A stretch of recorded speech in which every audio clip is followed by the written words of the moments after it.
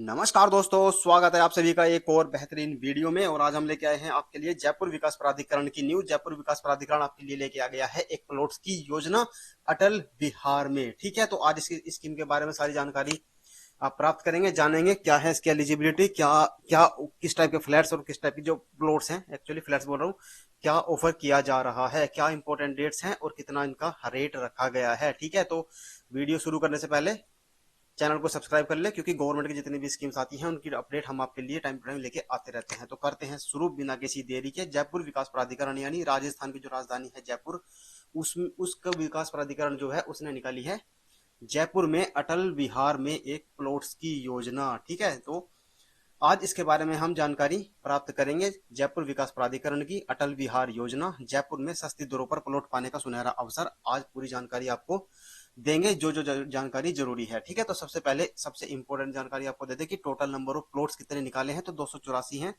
जो total plots इस योजना में, आवासीय योजना में निकाले हैं, जो ये प्लॉट्स निकाले गए हैं ये है रेजिडेंशियल प्लॉट्स। ठीक है, एक होते हैं कमर्शियल, एक होते हैं रेजिडेंशियल। तो ये जो निकाले हैं प्लॉट्स इस योजना में वो है रेजिडेंशियल यानी आवासीय योजना ये है। इसमें 284 टोटल प्लॉट्स इसमें निकाले गए हैं, अटल बिहार में ये निकाले गए हैं जयपुर के अंदर ही। ठीक है, तो करते हैं शुरू। इंपोर्टेंट डेट सबसे पहले जान लेते हैं। 18/12/2024 यानी कि 18 दिसंबर से इसके एप्लीकेशन शुरू हो चुके हैं। आप इसके लिए आवेदन कर सकते हैं। आवेदन की अंतिम तिथि होगी 17 जनवरी, यानी कि एक महीना पूरा आपको इसके लिए दिया गया है अप्लाई करने के लिए। तो 17 जनवरी 2025 लास्ट डेट है इसके लिए अप्लाई करने के लिए। और जो इसका लॉटरी ड्रॉ होगा, जो ये प्लॉट होंगे किस माध्यम से आपको अलॉट किए जाएंगे, वो किए जाएंगे लॉटरी के माध्यम से। ठीक है, तो लकी ड्रॉ होगा, उसके उसमें जिसका नाम आएगा उसको वो अलॉटमेंट किया जाएगा। ऐसा नहीं है कि फर्स्ट कम फर्स्ट सर्व आके आप बुक कर सकते हैं। तो इसमें आप अप्लाई करोगे, फिर उसके बाद रैंडमली नाम पिक किए जाएंगे ऑनलाइन तरीके से, और उसमें लॉटरी के माध्यम से नाम निकलेंगे, उनको अलॉटमेंट किया जाएगा। तो लॉटरी की तिथि भी इन्होंने दे दी है अभी, जो कि बहुत ही अच्छा किया। 29 जनवरी यानी कि 12 दिन बाद ही, मात्र लास्ट डेट जब होगी अप्लाई करने की उससे जस्ट 12 दिन बाद लॉटरी की तिथि दे दी गई है। तो 18 दिसंबर से शुरू हो गए हैं, 17 जनवरी तक अप्लाई कर सकते हैं। 29 जनवरी को इसका लॉटरी ड्रॉ होगा। अब देखते हैं टाइप्स ऑफ प्लॉट्स की, किस किस टाइप के प्लॉट हैं, क्या क्या कैटेगरी है, क्या रेट्स है, कितने कितने किस कैटेगरी में प्लॉट्स हैं, क्या क्या रजिस्ट्रेशन अमाउंट हमें पे करना है अगर हम इंटरेस्टेड हैं इसमें अप्लाई करने के लिए। ठीक है, तो एक ओवरऑल रेट इन्होंने रखा है जो कि जिसे बोलते हैं आरक्षित दर, यानी रिजर्व रेट रखा है इन्होंने, और रेट रखा है पर स्क्वायर मीटर में। ठीक है, तो रेट जब भी मैं बोलूं पर स्क्वायर मीटर में आप ऑटोमेटिकली खुद ही समझ जाना। तो 14,000 रुपए पर स्क्वायर मीटर का रिजर्व रेट है, आरक्षित रेट इन्होंने रखा है। ठीक है, तो सबसे पहले बता देता हूँ किस किस टाइप के प्लॉट्स हैं। EWS, LIG. एमआईजी में दो टाइप के हैं, MIG 1, MIG 2 और एक है HIG। तो 5 कैटेगरी के प्लॉट्स इन्होंने निकाले हैं। ईडब्ल्यूएस में 43 प्लॉट्स हैं, LIG 99 प्लॉट्स हैं, MIG A 11 प्लॉट है, MIG B में 96 और HIG कैटेगरी यानी हायर इनकम ग्रुप जो होता है उसमें 35 प्लॉट।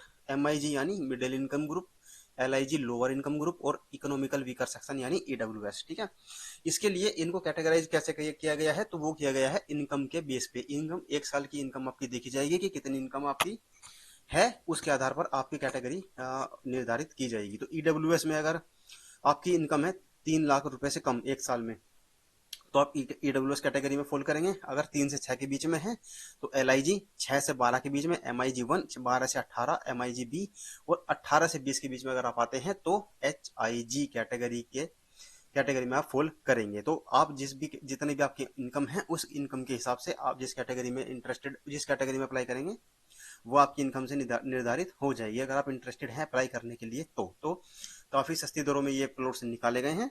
तो इसके लिए आप इंटरेस्टेड हैं तो आप इसके लिए जो भी रेस्पेक्टिव कैटेगरी है उसमें अप्लाई कर सकते हैं। ठीक है, ये मैंने आपको बता दिया कितने नंबर ऑफ प्लॉट्स है किस कैटेगरी में, कैटेगरी किस हिसाब से, किस बेस पे निर्धारित की गई है, इनकम मैंने क्राइटेरिया बता दिया आपको।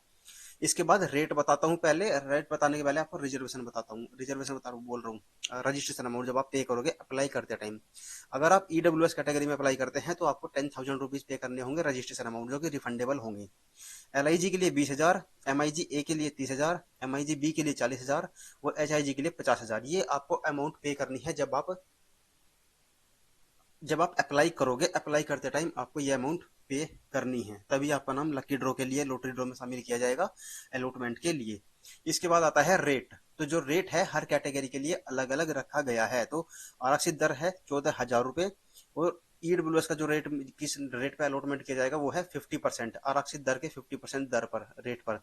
और आरक्षित दर के 80% के रेट पर मिलेगा LIG। और एग्जैक्ट आरक्षित दर पर यानी कि MIG ए जो वाले प्लॉट हैं ये वाले मिलेंगे आपको 14,000 रुपये एग्जैक्ट इसी रेट के ऊपर, 14,000 रुपये के रेट में मिलेंगे आपको MIG ए। MIG बी का रेट थोड़ा सा 5% ज्यादा होगा, और HIG का और 10% ज्यादा होगा। तो ये कितना कितना एक्यूरेट रेट किस कैटेगरी के लिए बैठेगा ये अब मैं आपको दिखा देता हूँ। ठीक है, इसका स्क्रीनशॉट या पोज करके आप वीडियो को देख सकते हैं, कितने प्लॉट्स हैं किस कैटेगरी में, क्या इनकम क्राइटेरिया है, और कितना रजिस्ट्रेशन अमाउंट आप नीचे देख सकते हैं। ठीक है, अब दिखाता हूँ रेट आपको किस कैटेगरी में कितने रेट आपको पे करने हैं। अगर आप EWS कैटेगरी में आपको अलॉटमेंट होता है तो आपको मिलेगा 7,000 रुपये पर स्क्वायर मीटर की रेट से प्लॉट। ठीक है, कितना एरिया होने वाला है वो भी मैं भी आपको बताऊंगा, किस एरिया के कितने प्लॉट्स अवेलेबल हैं। तो LIG के लिए पे करना होगा आपको, इस रेट से आपको जो प्लॉट मिलेगा वो होगा 11,200 रुपये पर स्क्वायर मीटर। MIG के लिए मैंने आपको बता दिया आरक्षित दर पे मिलेगा यानी 14,000 रुपये पर square metre. MIG B category वालों को पे करना होगा 14,700 रुपये पर स्क्वायर मीटर के हिसाब से, जो भी रुपए बनेंगे वो पे करने होंगे। बाकी HIG के लिए 15,400 पर स्क्वायर मीटर का रेट से पे करने होंगे। ठीक है, तो ये भी आप देख सकते हैं, ये मैंने आपको रेट्स बता दिए हर कैटेगरी के अलग अलग क्लियरली। इसके बाद देखते हैं कि जो प्लॉट्स हमें अलॉट होंगे ये फ्री होल्ड है कि होल्ड लीज होल्ड है। तो ये लीज होल्ड होंगे और कितने समय के लिए होंगे, 99 ईयर्स की लीज पर ये दिए जाएंगे। तो इसके बाद अप्लाई करने का प्रोसेस देख लेते हैं कि अप्लाई कैसे करना है। तो इसमें अप्लाई करने के लिए दो ऑप्शंस जो जयपुर डेवलपमेंट अथॉरिटी है उसने दिए हैं। एक तो इनकी ऑफिशियल वेबसाइट से आप अप्लाई कर सकते हैं, जो कि सबसे सिंपल तरीका है, ऑनलाइन घर बैठे आप अप्लाई कर सकते हैं, खुद से या किसी से करा सकते हैं, हमसे भी करा सकते हैं, हम भी ये सर्विस प्रोवाइड करते हैं। तो जयपुर डेवलपमेंट अथॉरिटी .rajasthan.gov.in इनकी ऑफिशियल वेबसाइट है, इस पे जाके आवेदन आप कर सकते हैं। या फिर दूसरा ऑप्शन इन्होंने दिया है ई मित्र कियोस्क केंद्रों से। ठीक है, तो ये जो कियोस्क होंगे ये हर जगह अवेलेबल नहीं होंगे, कहीं कहीं पे ये अवेलेबल होंगे। आप इस ई मित्र कियोस्क के माध्यम से भी इस स्कीम में पार्टिसिपेट कर सकते हैं, इसके लिए आवेदन कर सकते हैं। तो सबसे आसान तो होगा कि आप वेबसाइट पर जाकर घर बैठे ही ऑनलाइन आवेदन कर लें। ठीक है, ये ऑफिशियल वेबसाइट है जयपुर डेवलपमेंट अथॉरिटी की, इससे आप ऑनलाइन आवेदन कर सकते हैं। ठीक है, इसके बाद है ऑनलाइन आवेदन करने की जो प्रक्रिया, शुल्क और पंजीकरण राशि जो होगी वो आप net banking, credit card, debit card इससे पे कर सकते हैं। तो ये हो गया आवेदन करने का तरीका कि कैसे अप्लाई करेंगे। तो ई मित्र कियोस्क मशीन से केंद्रों से आवेदन कर सकते हैं, या फिर आप डायरेक्टली ऑनलाइन खुद ही घर बैठे इनकी ऑफिशियल वेबसाइट से आवेदन कर सकते हैं। ठीक है, बढ़ते हैं आगे, एलिजिबिलिटी देख लेते हैं। सबसे ज्यादा इंपॉर्टेंट पॉइंट जो है एलिजिबिलिटी। तो क्या इसमें जो दूसरे राज्य से आने वाले निवासी हैं, दूसरे मतलब भारतीय निवासी हैं, वो अप्लाई कर सकते हैं? तो जी नहीं, इसमें ये जो स्कीम लाई गई है जयपुर डेवलपमेंट अथॉरिटी से वो सिर्फ राजस्थान के निवासियों के लिए ही है। ठीक है, तो जयपुर एक जिला हो गया राजस्थान में। ठीक है, तो जो जयपुर के राजस्थान के अंदर जितने भी जिले हैं, बाकी जो जो भी टेरिटरी जो भी राजस्थान के अंदर आती है, बाउंड्री के अंदर एरिया में जो पड़ता है, वो सब इसके लिए एलिजिबल हैं। जो भी राजस्थान से बिलोंग करता है वो इस स्कीम में पार्टिसिपेट कर सकता है। तो जो दूसरे स्टेट से आते हैं यानी यूपी, पंजाब, हरियाणा, तमिलनाडु, कर्नाटका, वो दूसरे स्टेट वाले इस स्कीम में पार्टिसिपेट नहीं कर सकते, वो इन एलिजिबल हैं इस स्कीम में पार्टिसिपेट करने के लिए। तो सिर्फ राजस्थान वासी ही अप्लाई कर सकते हैं, और उसके लिए उनके पास डोमिसाइल होना चाहिए। ठीक है, तो ऐसा नहीं है कि आप ऐसी एड्रेस डाल दोगे और बता दोगे कि मैं राजस्थान से हूँ, तो उसके लिए एक डोमिसाइल सर्टिफिकेट इशू होता है। तो सिर्फ राजस्थान वाले ही इसके लिए अप्लाई कर सकते हैं। तो सबसे पहली तो पात्रता यही होगी कि राजस्थान वाले ही अप्लाई कर सकते हैं। दूसरा, 18 साल से कम उम्र नहीं होनी चाहिए, 18 साल या 18 से अधिक होनी चाहिए। आवेदक के नाम पे एक बैंक अकाउंट होना चाहिए और जो कि एक्टिव होना चाहिए। ठीक है, आवेदक का स्वयं जो उनका जो उनके नाम पर जो भी आवेदन कर रहे हैं उनके उसके नाम पे या उनके परिवार के किसी भी सदस्य के नाम पे राजस्थान के किसी भी नगरीय क्षेत्र में जहां पर 1 लाख से ज्यादा अधिक आबादी हो, उसमें कोई आवासीय भूखंड या मकान नहीं होना चाहिए। ठीक है, तो ये थी एलिजिबिलिटी, कोई मकान या प्लॉट या मकान नहीं होना चाहिए। उम्र इतनी होनी चाहिए 18 साल या उससे अधिक, राजस्थान का मूल निवासी होना चाहिए, और एक एक अकाउंट बैंक अकाउंट होना चाहिए उनके नाम पर, और वो एक्टिव होना चाहिए। तो ये थी एलिजिबिलिटी इस स्कीम में पार्टिसिपेट करने के लिए। ठीक है, बाकी और भी डॉक्यूमेंट्स इसमें आपको देने पड़ेंगे, जैसे कि कैटेगरी वाइज EWS में अप्लाई कर रहे हैं या LIG में, उसमें इनकम सर्टिफिकेट आपको दिखाना पड़ेगा। इसके बाद आएगा इनकम प्रूफ में क्या आपको देना है, जो मैं अभी आपको बता रहा था। तो आवेदन की सकल वार्षिक आय एवं वर्ग, ठीक है। तो आपकी जो सालाना इनकम होगी वो इसमें काउंट की जाएगी, और वो भी किस वर्ष की काउंट की जाएगी वो भी जयपुर डेवलपमेंट अथॉरिटी ने क्लियरली मेंशन कर दिया है। वित्तीय वर्ष 2023-24 के आधार पर आपको एलिजिबल माना जाएगा, ठीक है। तो 2023-24 के आधार पर जो भी आपकी इनकम थी उसके आधार पर सर्टिफिकेट बनेगा। आईटीआर फॉर्म वगैरह, जो फॉर्म 16 वगैरह जो भी आप फाइल करते हैं अगर आईटीआर, और पैन नंबर कार्ड जो भी है वो भी इनकम सर्टिफिकेट के साथ आपको डिपॉजिट सबमिट करना होगा उसकी कॉपी, ठीक है। तो ये प्रूफ आपको लगाना है। इनकम सर्टिफिकेट के लिए जो डॉक्यूमेंट चाहिए वो होगा, अगर आप आईटीआर फाइल करते हैं तो आईटीआर होनी चाहिए, या फिर फॉर्म 16 की कॉपी होनी चाहिए, पैन कार्ड और आय प्रमाण पत्र। इससे निर्धारित होगी आपकी कैटेगरी की, आप किस कैटेगरी में अप्लाई कर सकते हैं। इसके बाद आते हैं भूखंड के विभिन्न श्रेणियों हेतु आरक्षण। तो ये आरक्षण आप देख रहे हैं अपने स्क्रीन के ऊपर, ये 10% दिया गया है। केंद्र सरकार के कर्मचारी, राज्य सरकार के विभागों एवं राजकीय उपक्रमों के कर्मचारी, ठीक है। और ये 10 का भी इन्होंने सेग्रीगेशन कर दिया है, इसको भी डिवाइड कर दिया है किस किस के लिए कितना है। तो 5% हर कैटेगरी में विकलांगों के लिए रिजर्व रखा गया है।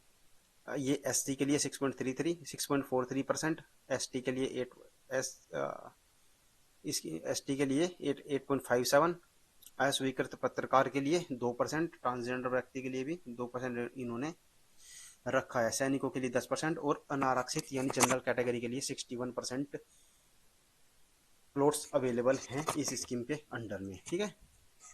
इसके बाद चलते हैं अन्य शर्तें क्या क्या इस स्कीम में है। तो सामान्य शर्तें, योजना में आवेदन करने के लिए आपको 1000 रुपये पे करने होंगे। देखो, एक तो रजिस्ट्रेशन अमाउंट है जो आपको पे करने हैं, बाकी ये एप्लीकेशन फॉर्म के पैसे ही 1000 रुपये जो कि नॉन रिफंडेबल होंगे, तो 1000 रुपये आपको पे करने हैं। दूसरा पॉइंट आप देख रहे हैं, एक ही व्यक्ति एक से अधिक रजिस्ट्रेशन नंबर से आवेदन करता है तो जितने भी एप्लीकेशन फॉर्म है वो रिजेक्ट कर दिए जाएंगे, यानी कि एक आदमी एक ही, मतलब एक फैमिली में से एक ही एप्लीकेशन आप अप्लाई कर सकते हैं एक ही व्यक्ति द्वारा। संयुक्त नाम से अगर आप ज्वाइंटली अप्लाई करते हैं तो वो इसमें माना नहीं जाएगा, ज्वाइंटली आप अप्लाई नहीं कर सकते। अगर आप कर भी देते हैं तो जो जो फर्स्ट नाम होगा ज्वाइंट अकाउंट में उसी के नाम से वो आवेदन माना जाएगा।